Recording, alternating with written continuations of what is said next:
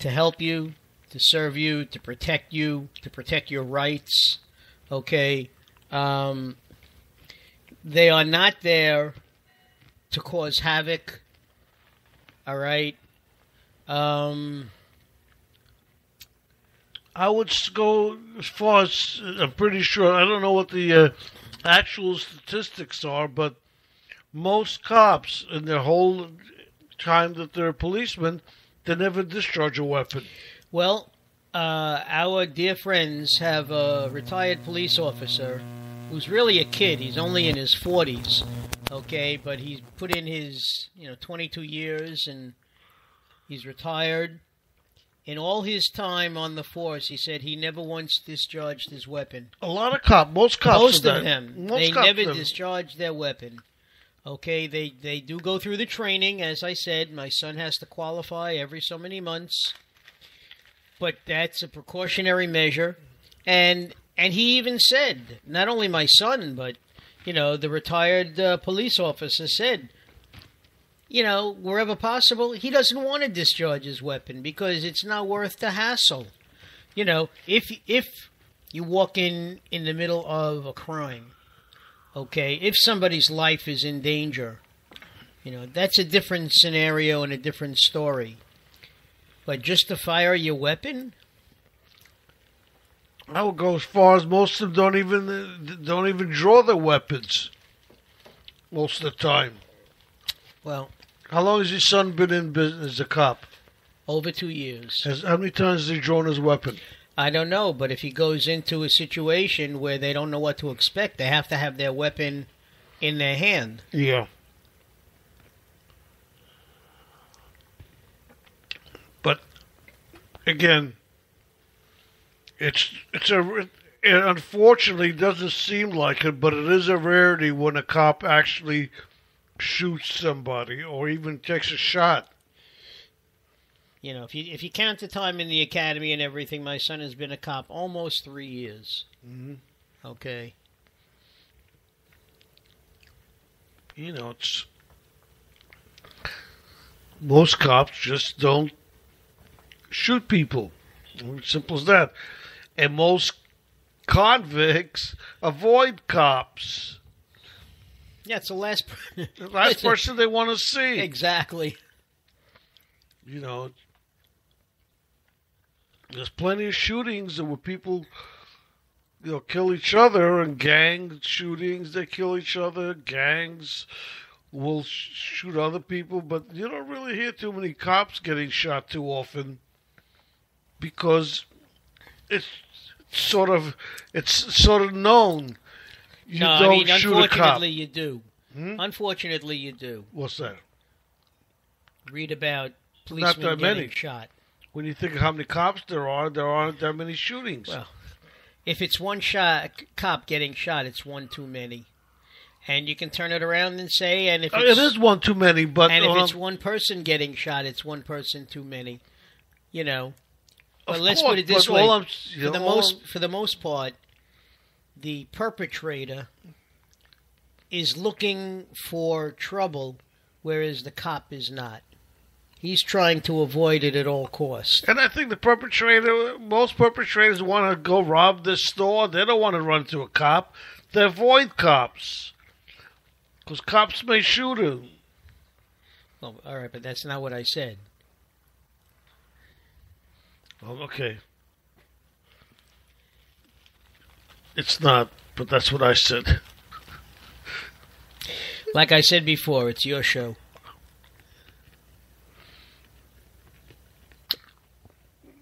I know you don't want to take responsibility for the show, but we do it together. Well,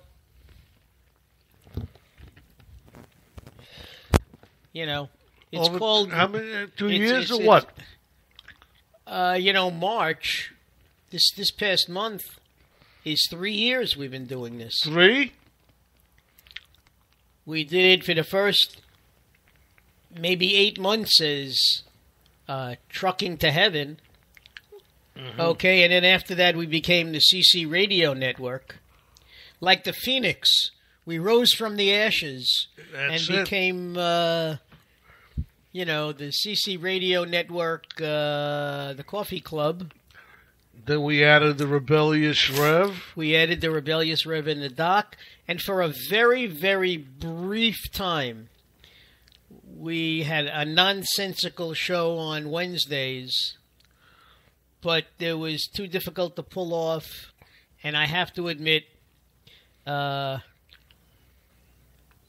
that my wife loves having me home. It's just that She doesn't like you having a good time. She doesn't let me out of the house. So what could I tell you? So twice a week is fine. Yeah, we enjoy it. And look, why do we do this? We do this because we do enjoy it. It gives us a chance. It gives us a platform, okay, or a soapbox that we could stand on and voice our opinions.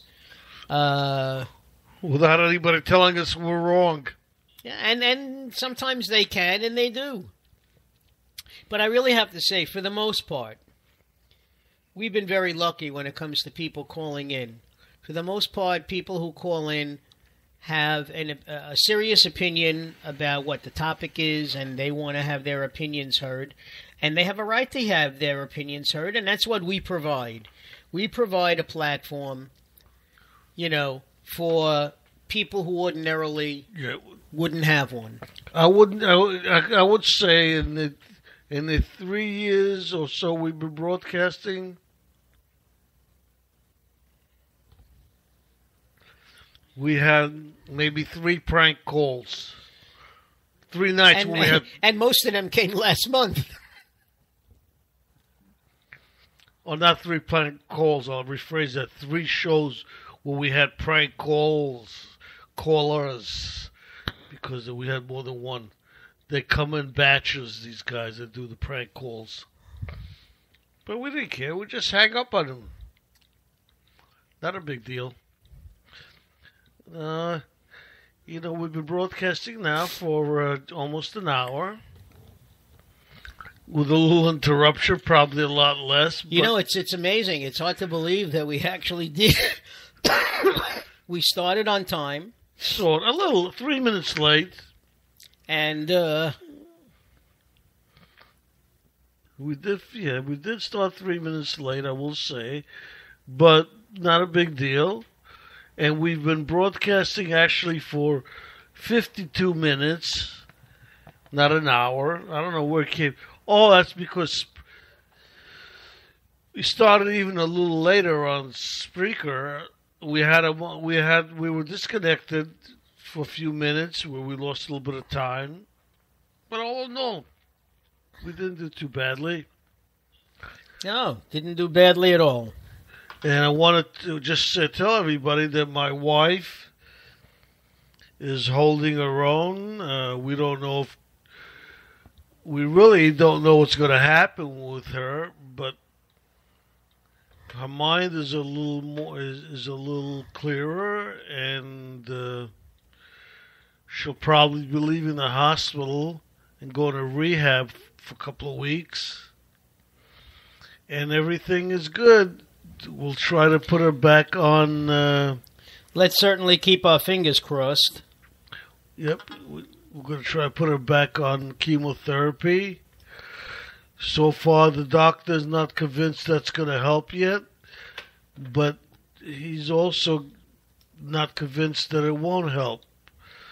He's holding his opinion till he sees what happens. And hopefully, if we're lucky,